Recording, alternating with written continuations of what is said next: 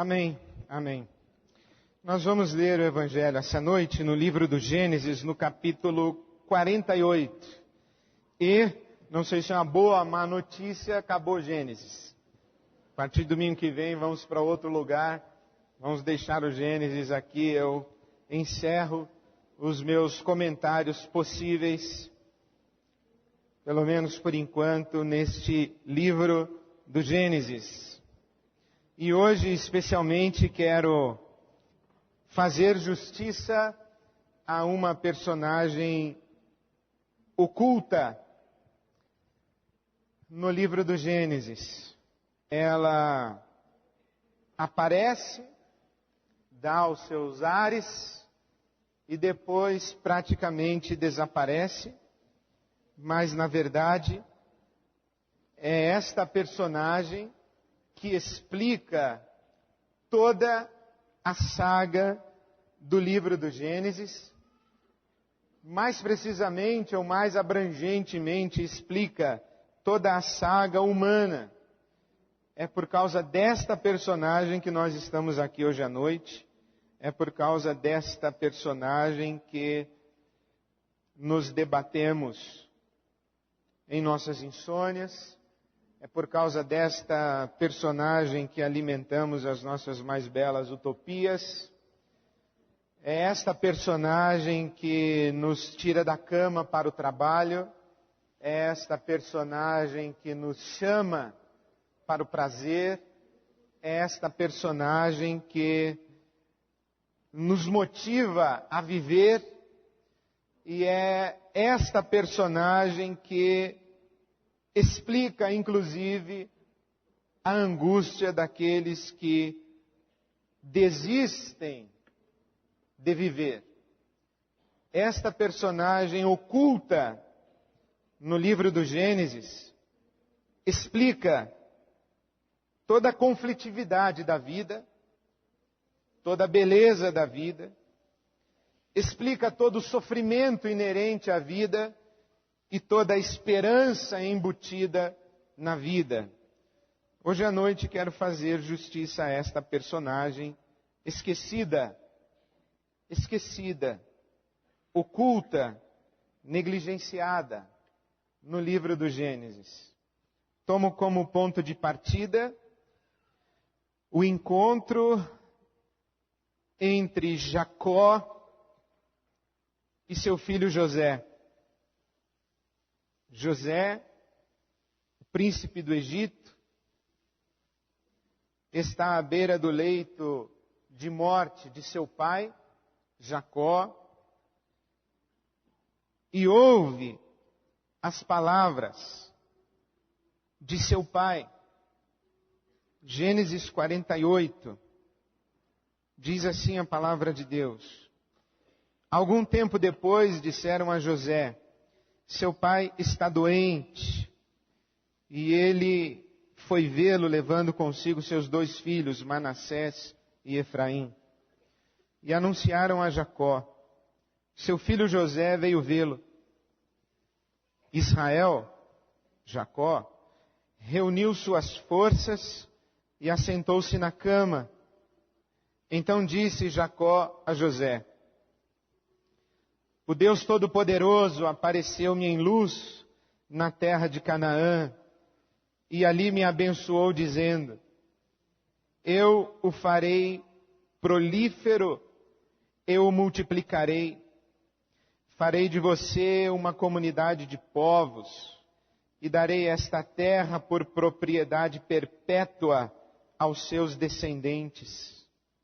Agora, pois, os seus 2 filhos que lhe nasceram no Egito, os 2 filhos de José que nasceram no Egito, antes da minha vinda para cá, a vinda de Jacó para o Egito, serão reconhecidos como meus. Efraim e Manassés serão meus, como são meus Rúben e Simeão.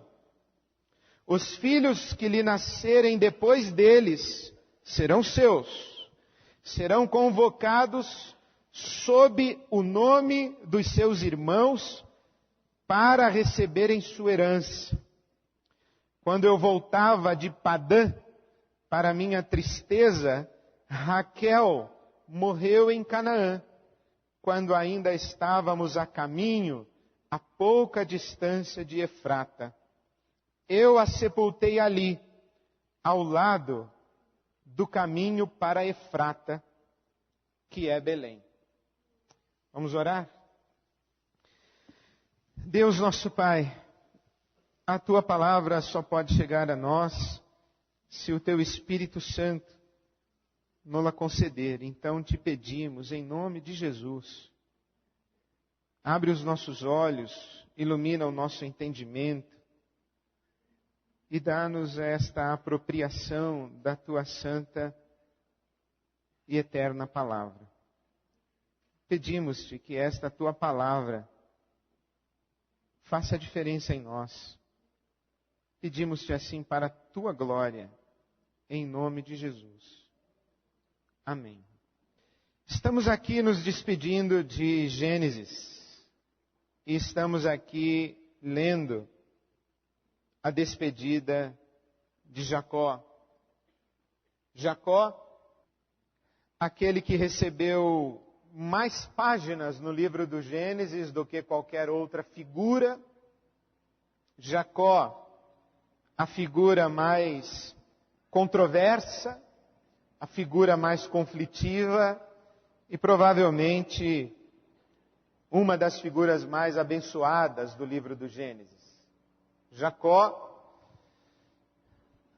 filho de Isaac e Rebeca, neto de Abraão e Sara, pai de 12 filhos que deram nome às 12 tribos de Israel. Jacó, pai de José, uma das figuras mais ilustres das páginas da Bíblia e do livro do Gênesis. Jacó é uma grande estrela na história da Escritura Sagrada. Ele é uma estrela brilhante neste céu de pequena constelação de biografias notáveis. Jacó, sem dúvida, é uma estrela muito brilhante neste céu de pequena constelação. E como sabemos, no leito de morte fazemos a síntese da vida. E aqui está Jacó fazendo a síntese da sua vida. Aqui está Jacó reproduzindo ao seu filho José o que ficou registrado no seu entendimento e no seu coração a respeito de sua existência humana. E se estamos lendo corretamente a Bíblia Sagrada, toda personagem bíblica é arquetípica. Isto significa que Jacó somos nós somos Jacó. Jacó nos representa, Jacó nos tipifica, Jacó nos ilustra. Em Jacó vivemos também, porque a biografia de Jacó é também a nossa história. Porque todas as biografias da Bíblia Sagrada são, de certa maneira, representativas da angústia e da saga humana.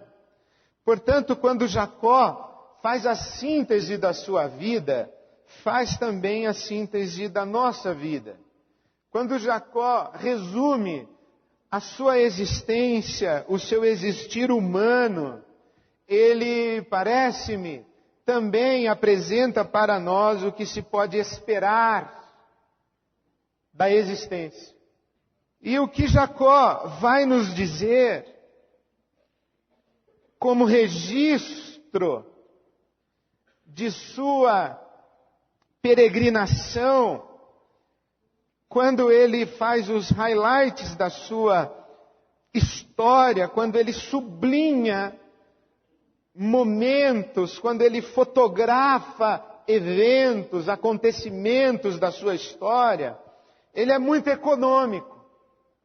Muito econômico. Ele sublinha pouquíssimas coisas.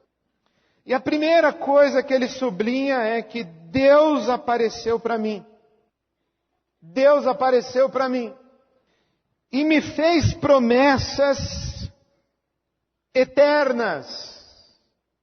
Encheu o meu coração de esperanças sem limites e me deu anseios sem fim. Não poderia ser diferente, porque quando o eterno se revela a nós, a eternidade se descortina. Quando Deus aparece para nós, nós somos postos diante do que não tem medida.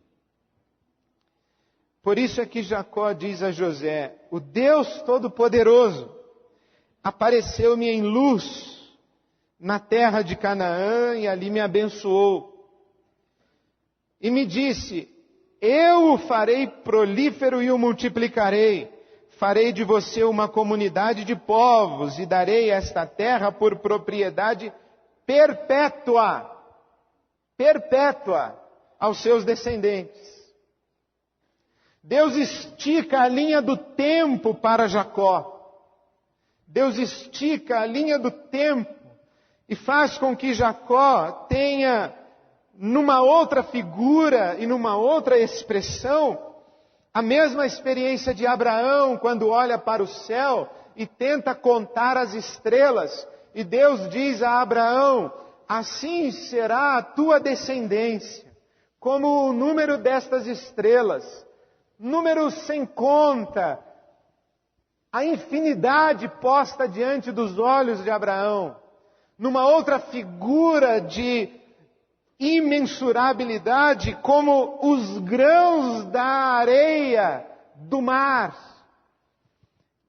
Sem fim, sem conta. E Deus faz esta promessa a Jacó, dizendo: eu multiplicarei a tua descendência. Farei de ti uma comunidade de povos. Não te darei apenas filhos, eu te darei povos. Eu farei de ti uma nação, e uma nação entre nações, e uma nação entre nações que congregará em si mesma todas as nações, porque esta é uma expressão renovada da promessa de Deus a Abraão: em ti e na tua descendência serão abençoadas todas as famílias da terra. Todas as famílias da terra. Jacó, quando Deus lhe aparece, é posto diante da eternidade. A linha do tempo se estica e ele vê a sua posteridade perpetuamente estabelecida e perpetuamente abençoada. Por isso é que ele diz a José: se eu tenho que sublinhar algo na minha vida, algo de significativo que me aconteceu, se eu preciso destacar um momento do que eu me lembro e que ficou vivo e que me sustentou na minha existência, na minha peregrinação, é que Deus apareceu para mim.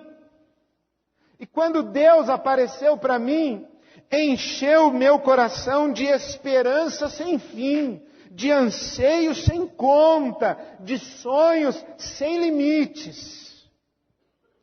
Porque quando o eterno aparece para nós, a eternidade se descortina diante de nós. É isso que Jacó registra e afirma. Veja que interessante. Por que é importante dizer que Deus apareceu para mim? É porque Deus não é óbvio. Deus não é óbvio. Deus não é experiência dada. Deus não é do corriqueiro. Deus não é do cotidiano. Deus não é da massa. Deus não é do natural da existência humana. A consciência de Deus não está posta no ser humano. A intuição de Deus está posta. O anseio por Deus está posto. A fome por Deus está derramada no coração humano, mas a experiência de Deus não. Não é automático ao existir humano a experiência de Deus. Por isso Jacó vai dizer assim: Deus apareceu para mim. Mais do que isso, lembrem-se que Gênesis começa com Deus sozinho, um Deus que prepara um mundo. Deus coloca neste mundo um ser à sua imagem e semelhança, convoca este alguém criado à sua imagem e semelhança a uma relação de comunhão. E nesta relação de comunhão entre o humano e o divino, o ambiente é chamado de paraíso. Mas o Gênesis, logo na segunda página, diz que o humano pretende a independência do divino.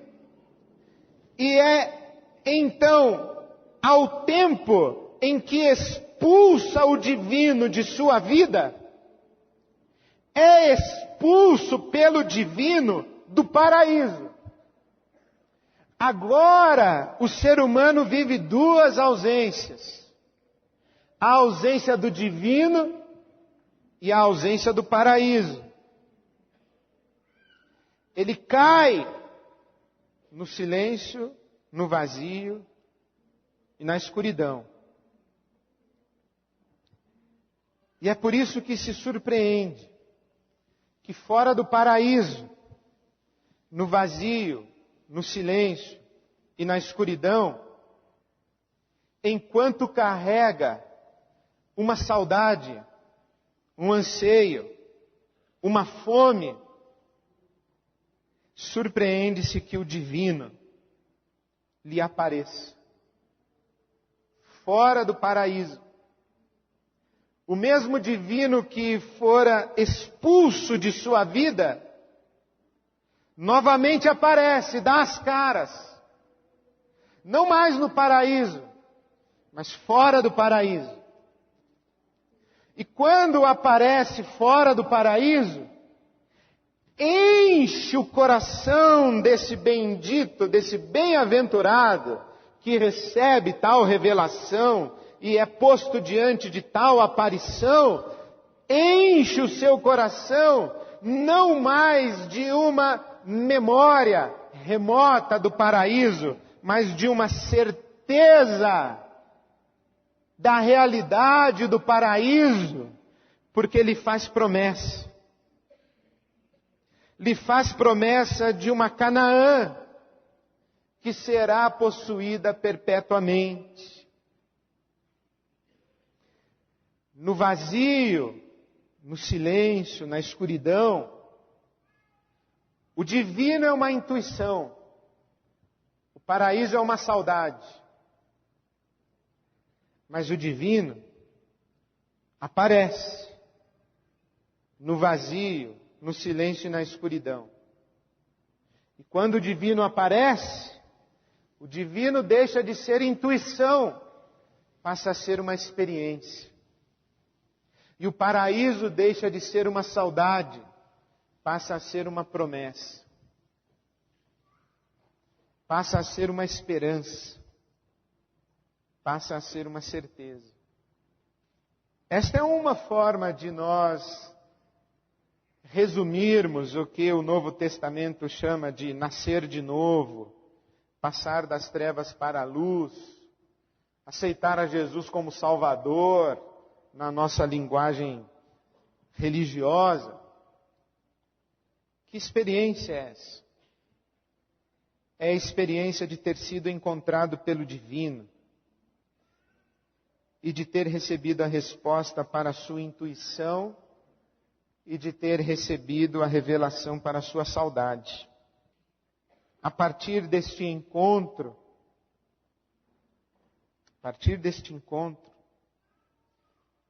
nós temos esperança, promessa, certeza e a eternidade nos habita,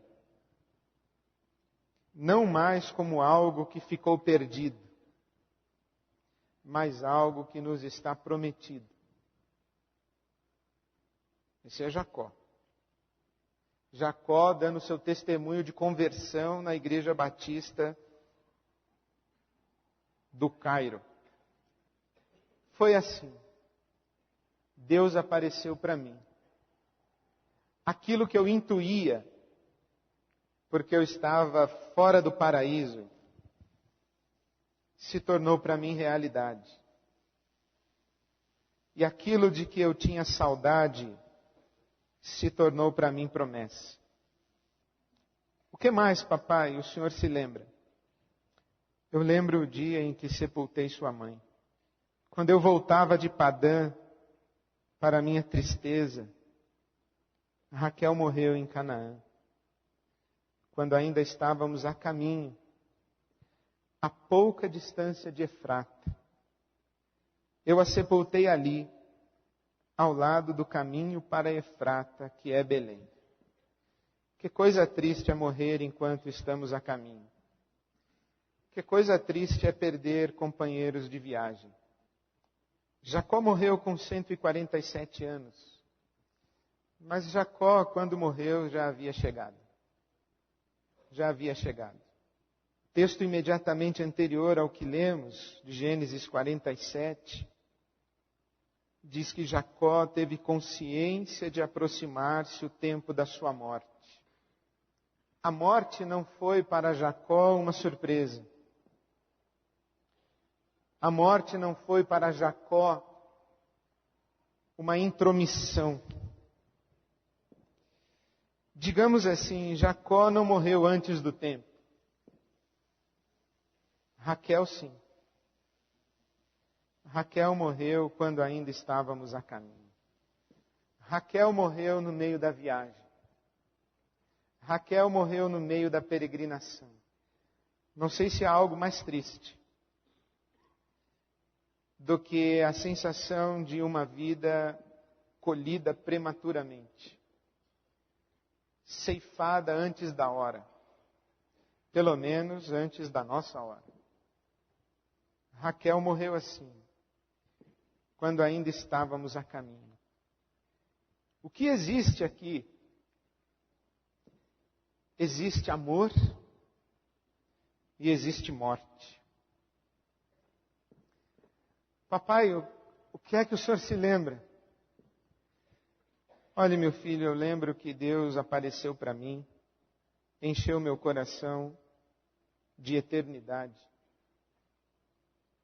Eu me lembro também que amei uma mulher, mas eu me lembro também que a sepultei.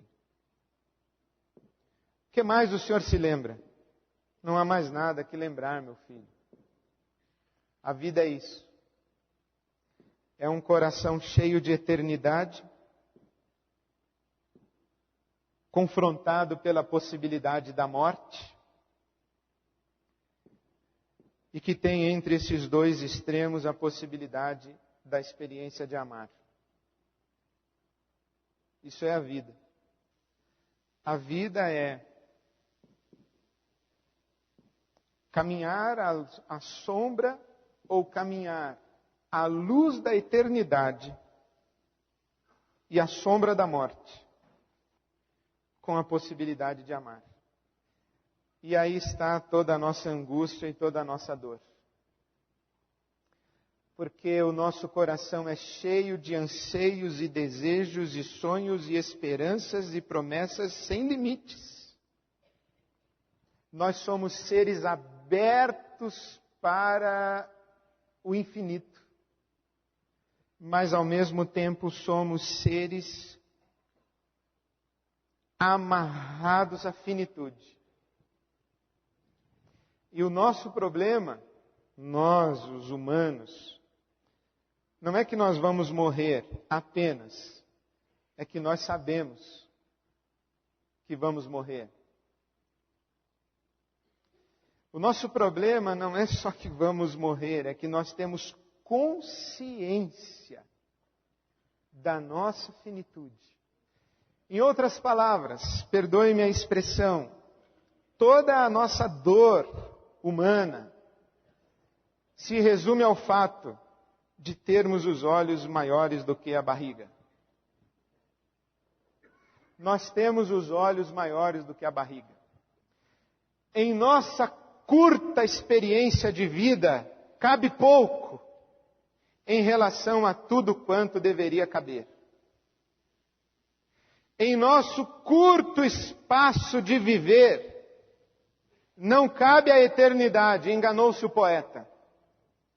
A eternidade não cabe numa fração do tempo. O poeta estava enganado. A eternidade é a eternidade. Ela é o além-tempo. Por isso é que nós convivemos com desejos ilimitados e experiências restritas. É por isso que temos que conviver com anseios sem fim e possibilidades contidas.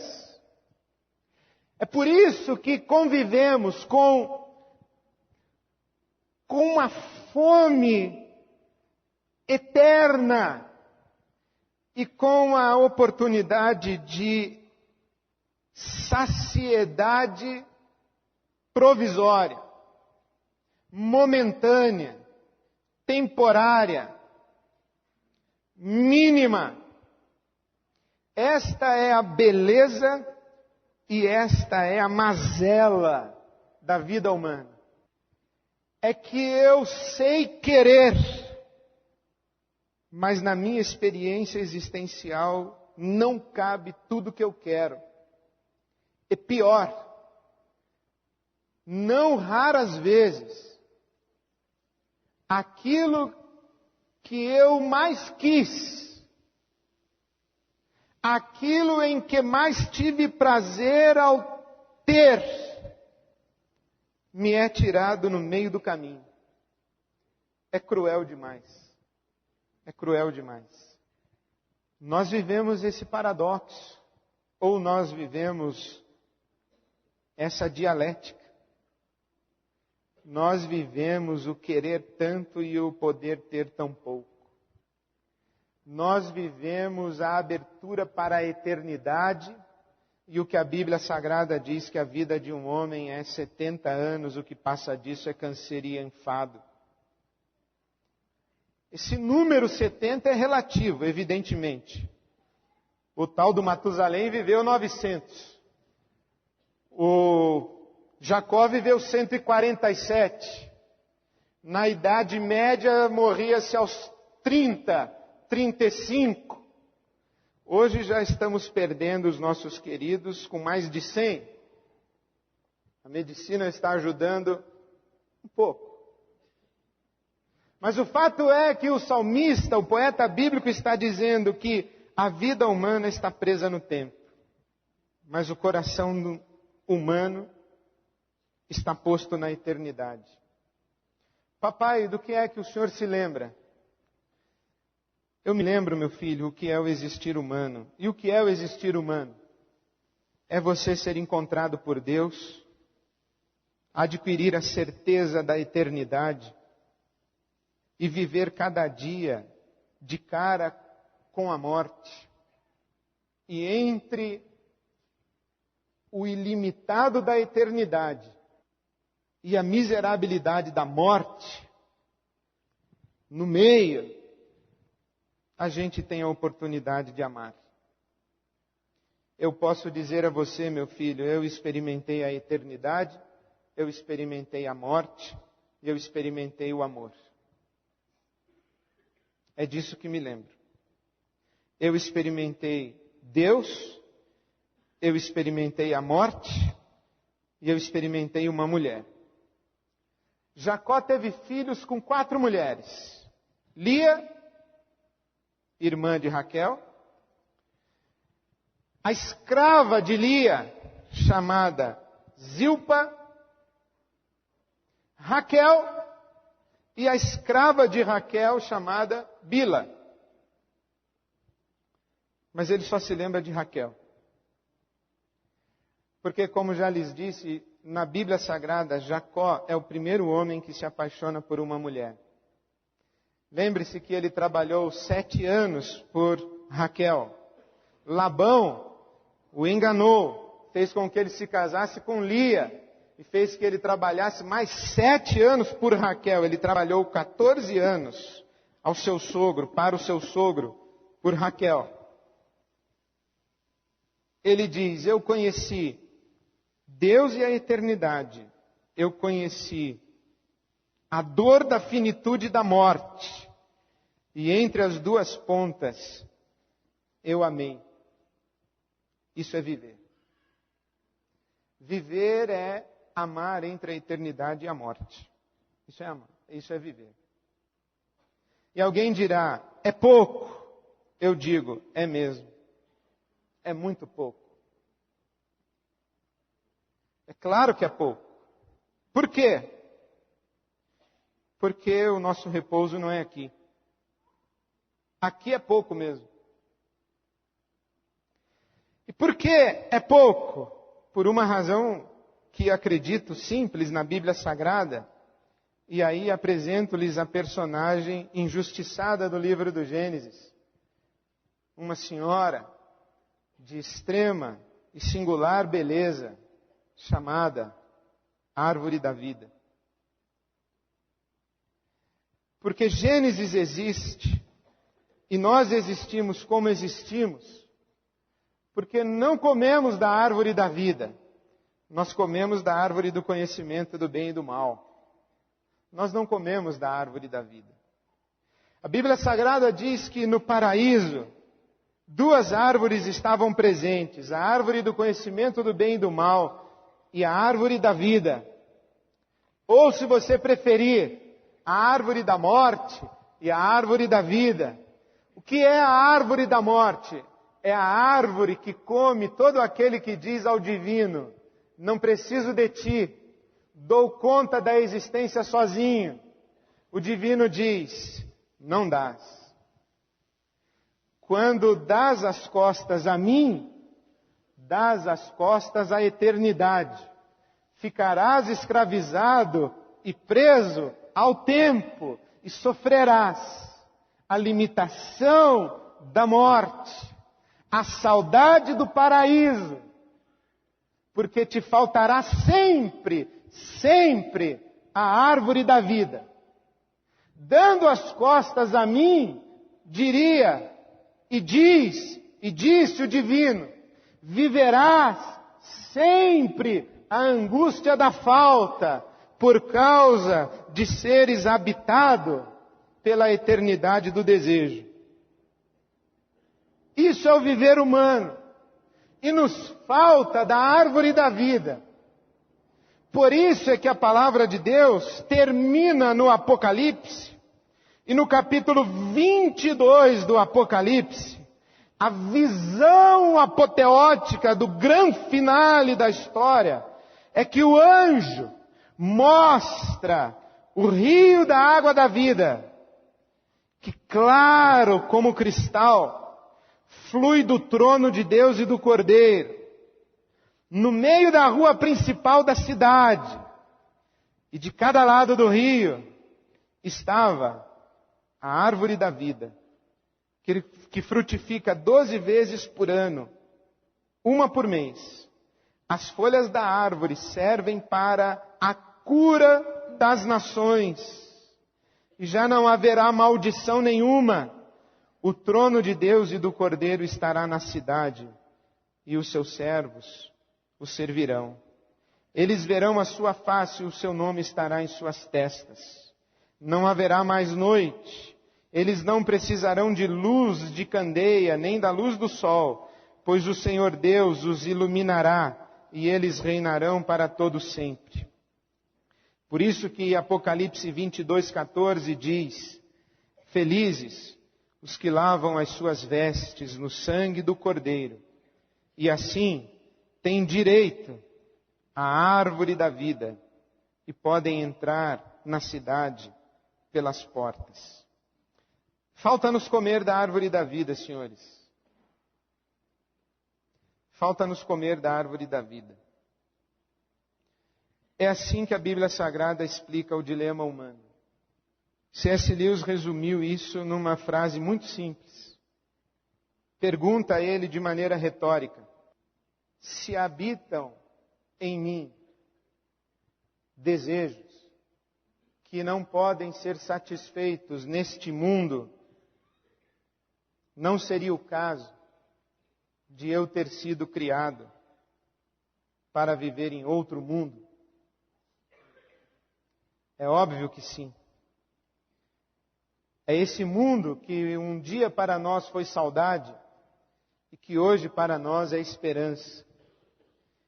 É esse mundo descrito no Gênesis como paraíso a leste do Éden e descrito no Apocalipse como uma cidade que desce dos céus, uma cidade de plenitude, onde Deus e o humano estão de mãos dadas e onde as nações estão curadas aos pés do divino, que é novamente o seu Senhor. Veja que interessante, o Gênesis começa com o paraíso. E no paraíso há um jardim.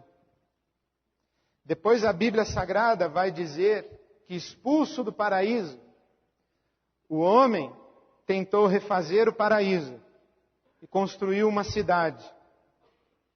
E na Bíblia Sagrada, a cidade sempre foi um lugar maldito. Aliás, o Apocalipse é uma profecia contra a grande Babilônia, maldita. Contra, na verdade, Roma, maldita. São Paulo, maldita. Tóquio, maldita. Pequim, maldita. Moscou, maldita. Nova York, maldita. Porque longe do paraíso, habitados por desejos, nós tentamos reconstruir o paraíso. E só conseguimos construir cidades. Só conseguimos construir cidades violentas e vitimárias. E perambulamos pelas ruas da cidade como bichos famintos de uma fome que não sabemos qual é. Devorando tudo que aparece à nossa frente, tentando matar uma fome que não sabemos qual é. Mas no Apocalipse, que interessante, o céu não é um jardim. Mas o céu também não é só a cidade. No Apocalipse, o céu é uma cidade, com um jardim no meio. E no meio do jardim, a árvore da vida. Talvez o Apocalipse faça para nós a síntese pretendida pelo Gênesis. A história humana deveria ser uma caminhada e uma história escrita a 4 mãos. As mãos divinas e as mãos humanas. Porque o paraíso, o jardim, é obra das mãos divinas. A Babilônia, a Roma, São Paulo, Tóquio, Pequim, Moscou, Nova York, Paris, são obras das mãos humanas. Mas essa Jerusalém celestial, essa Jerusalém é obra de 4 mãos. A cidade que nós humanos fazemos. E o jardim que Deus faz. Esse é o convite de Deus. Caminharmos na história. Entre o paraíso e a cidade. Para que no final da história o paraíso e a cidade se encontrem. E aí, sim, teremos chegado ao nosso descanso final. E por que andamos de mãos dadas com Deus na história entre o paraíso e a cidade? É porque nesta conflitividade entre o paraíso e a cidade, o que nos sustenta não é o lugar onde nós estamos. É a experiência de amar que nos é possível. Por isso, na teologia judaica, que deve ser também a nossa teologia, a pergunta para Deus não é onde. A pergunta para Deus é quando. As pessoas perguntam, onde está Deus? Pergunta errada. A pergunta certa é, quando está Deus? Deus está quando nós nos amamos. É aí que está Deus. Quando nós conseguimos experimentar, independentemente ou já distantes do jardim, e ainda não tendo chegado à nova cidade, nós caminhamos aqui, entre o anseio da eternidade e a finitude da morte. E caminhamos como? Com a experiência possível de amar. Deus não está num lugar, está num quando. E quando é que Deus está? Quando nós amamos. Aí Deus está.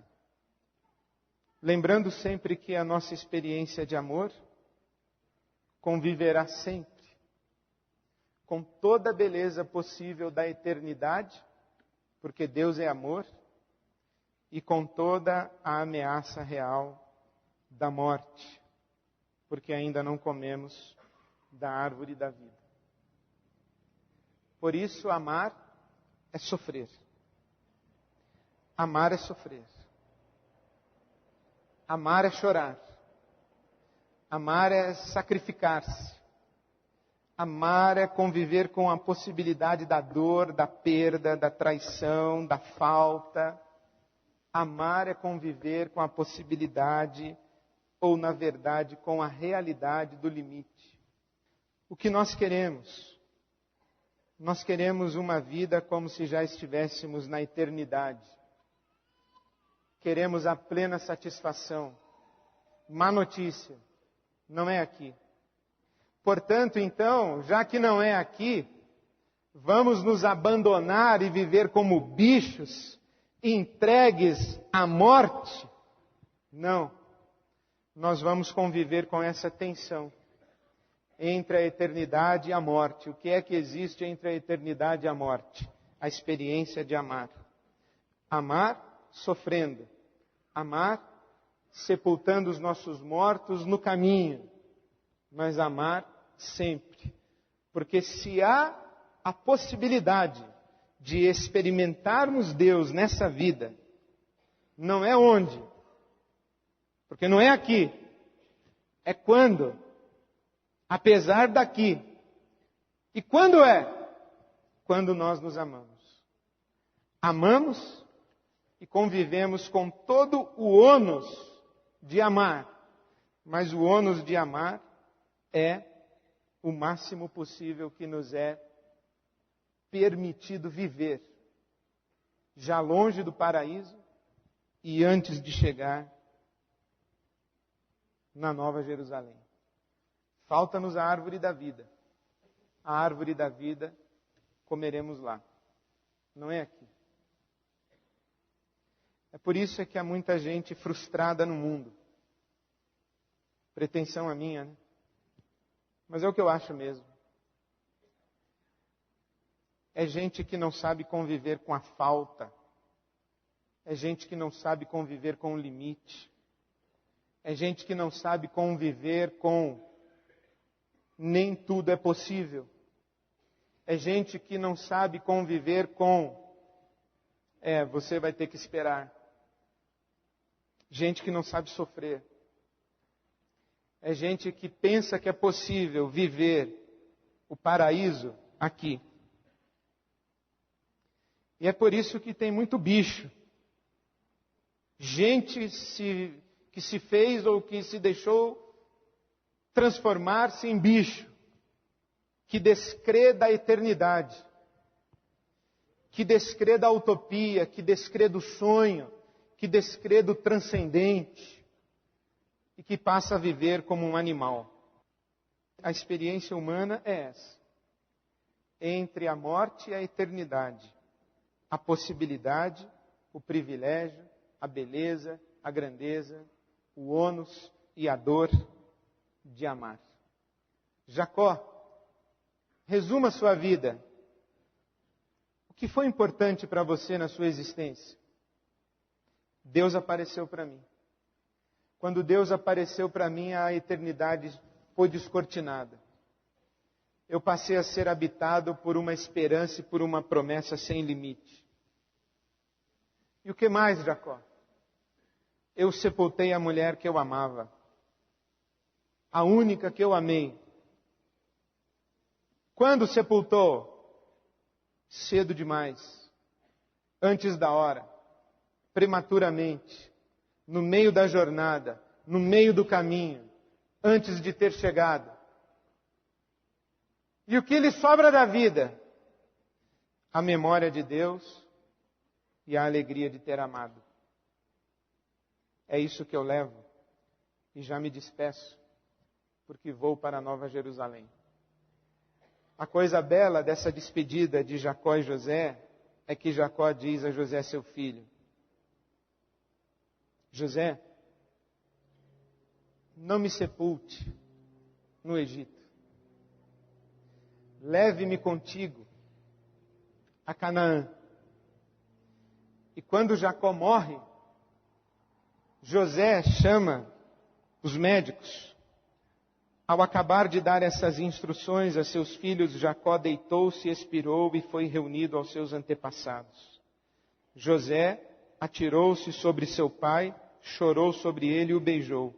Em seguida, deu ordens aos médicos que estavam ao seu serviço, que embalsamassem seu pai Israel.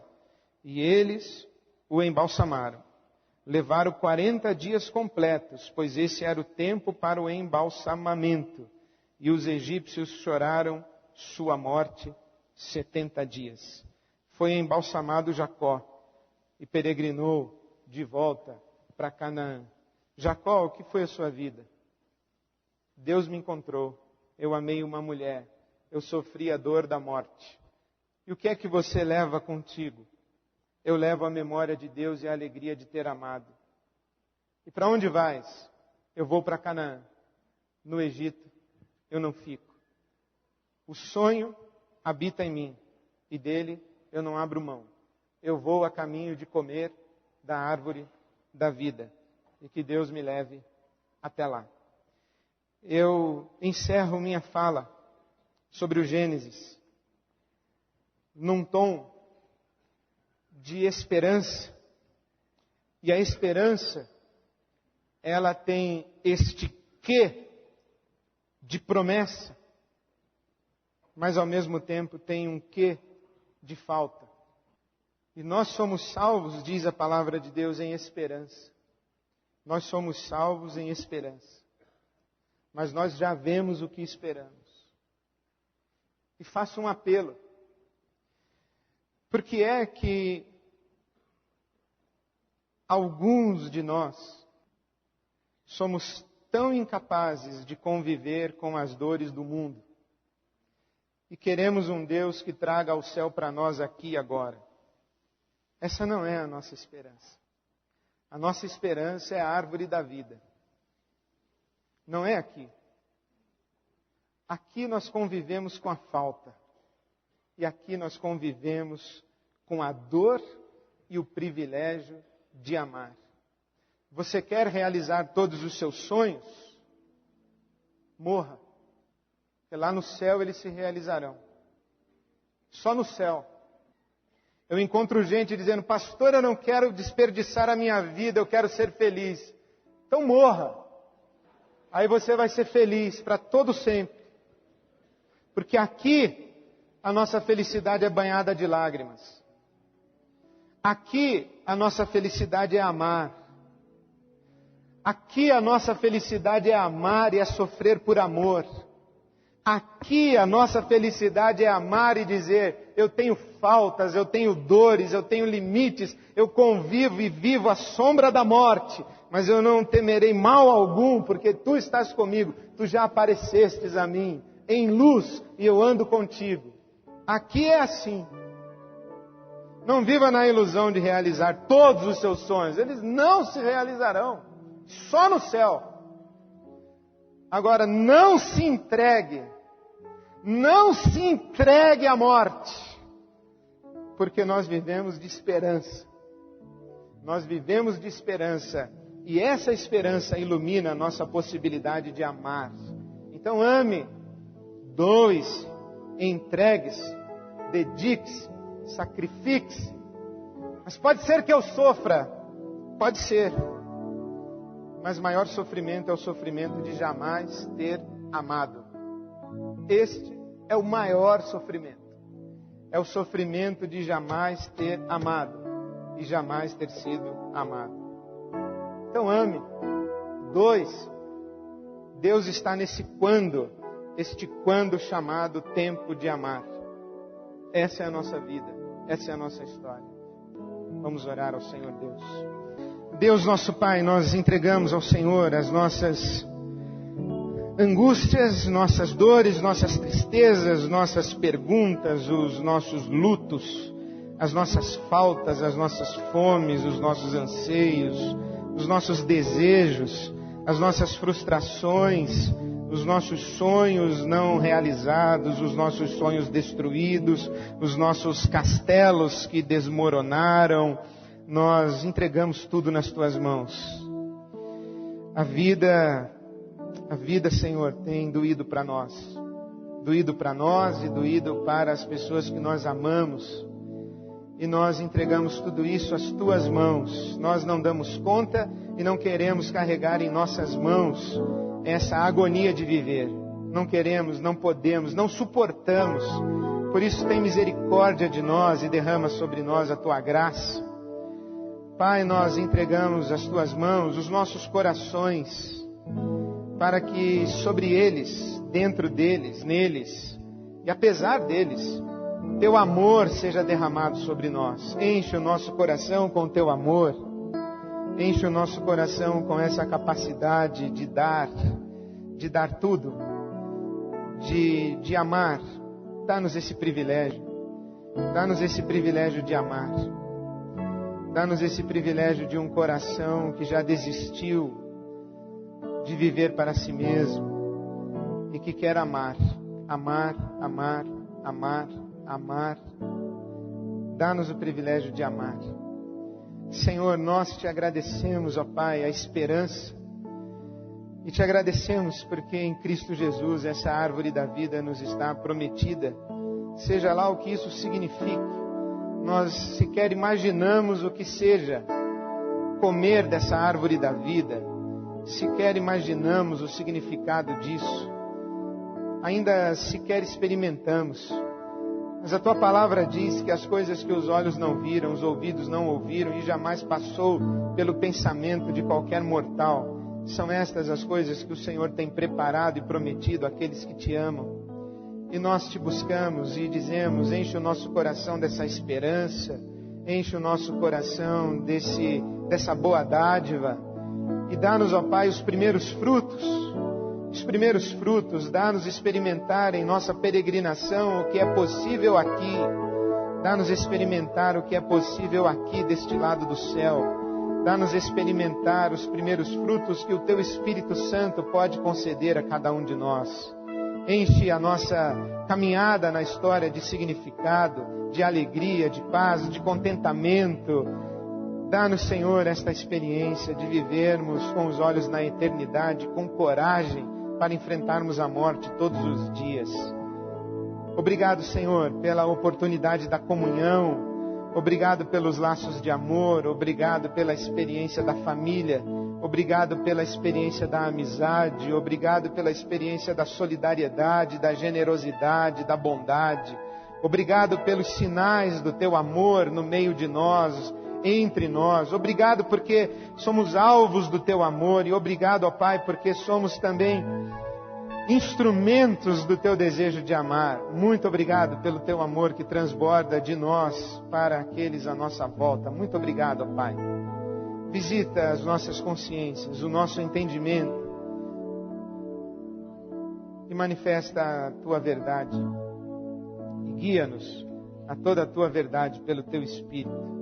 Recebe a honra, a glória, o louvor e a nossa adoração que prestamos a Ti em nome de Teu Filho Jesus, que nos ensinou a Te chamar de Pai, o nosso Abba, Pai.